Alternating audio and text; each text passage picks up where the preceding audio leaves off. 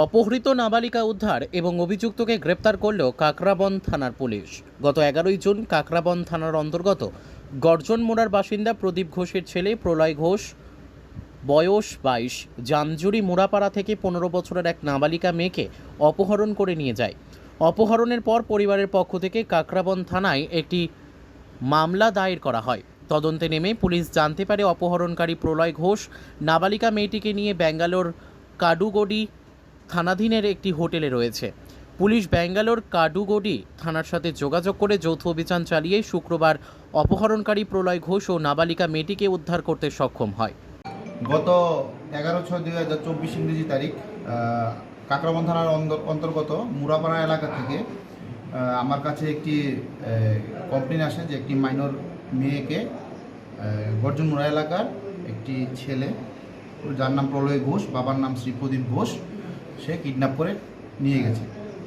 সঙ্গে সঙ্গে আমি একটি কেস রেজিস্টার করি এবং তদন্তে নেমে আমি পাই যে ওই ছেলেটি ও মেয়েটিকে নিয়ে ব্যাঙ্গালোর সিটিতে চলে গেছে বাই ফ্লাইট। সঙ্গে সঙ্গে আমাদের ঊর্ধ্বতন কর্তৃপক্ষকে আমি জানাই। আমার এডিশনাল এসপি স্যার এবং SP sir, additional SP sir Souvik Dey sir এবং SP sir Namit Pathak sir IPS sir আমাকে এই কেসে প্রচণ্ড হেল্প করেন এবং ওনাদের সহযোগিতায় এবং আমাদের হায়ার অথরিটির সহযোগিতায় আমি ওই ব্যাঙ্গালোর সিটির কাডুগুডি পিএস হোয়াইটফিল্ড ডিভিশন ওই থানার পুলিশের সাহায্যে ওদেরকে একটি হোটেল থেকে রিকভারি করতে সক্ষম হই।